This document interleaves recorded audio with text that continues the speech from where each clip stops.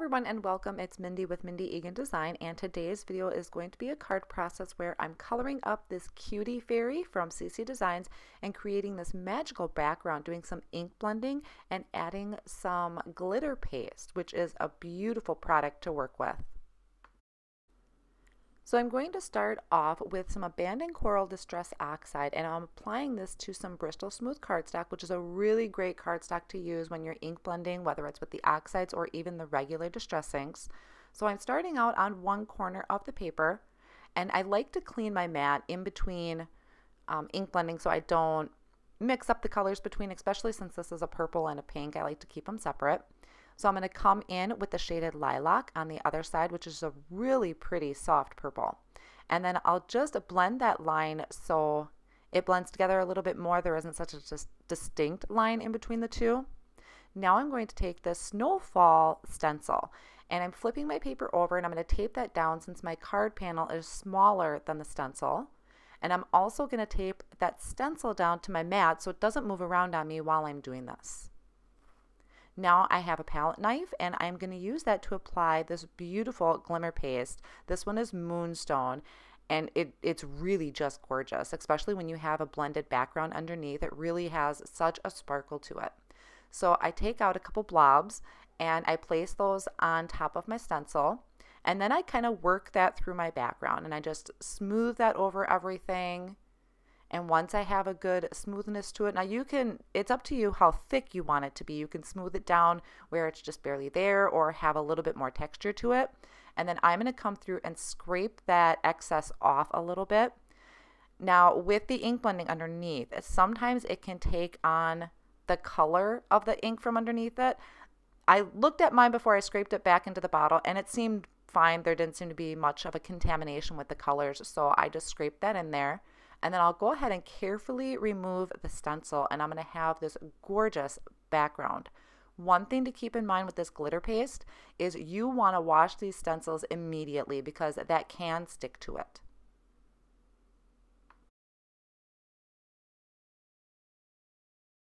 Now I'm going to come in and start coloring up my cutie fairy while my background dries.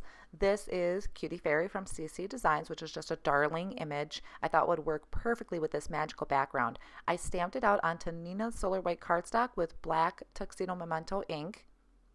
And I'm just going to start in with the darkest shades that I have for my color combinations. And I'll have all of those listed on my blog and down below in the video description as well. I'll have them listed in the top corner of the video too, since I did speed this up quite a bit to get through this and show you how I applied this to my background. So I start out with the darkest color, blend out to my lightest, and I'll do that for each section. I like to break it down to the sections, whether it's the face, the dress, all of that. So I'll go through and get this all colored up. Just to know, I personally like to color on the Neenah Solar White cardstock. There are other cardstocks available like Express It. I just choose this because Neenah is what I typically use for any of my card bases or sentiment strips, things like that. So this way I know everything is going to match. So if there's any white showing, if I wanted to leave it like this and just stamp a sentiment, everything is going to match if I start to layer my card. So I'll leave you to a little bit of music. If you want to skip ahead to the rest of the card process, you can go to 5:11. Otherwise, I'll see you shortly.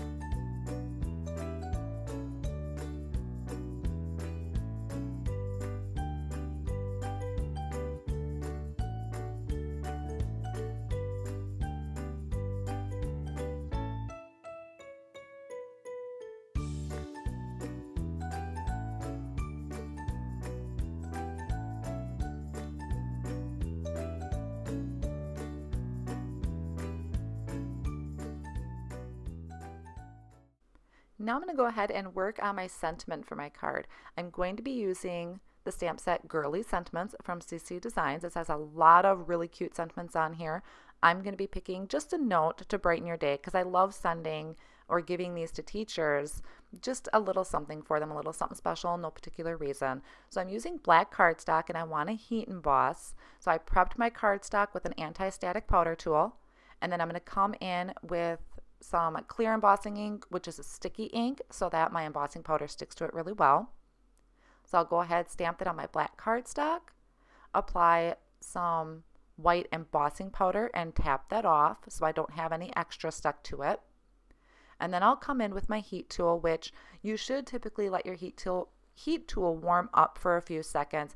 That way it doesn't take so long for it to heat up, to heat your embossing powder, and you won't risk warping your paper.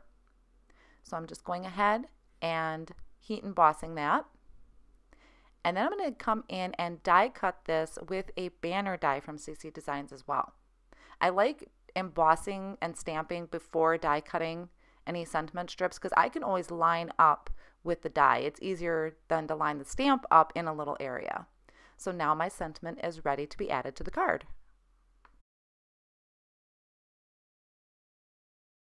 So the rest of the card to put it together is fairly simple. I'm going to be using an A2 size card base, so I just scored this to be 4 1/4 by 5 1/2. And I'm going to take my background and trim that down just a little bit. I wanted to have a little bit more of a white border there.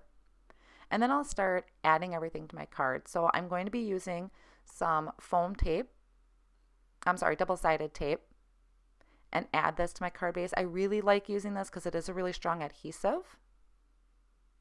And then I can come in and add in my image, which I actually cut out with my scan and cut machine. And I left a border around that too. So I'm adding foam tape to this so I can give my image some dimension to my card.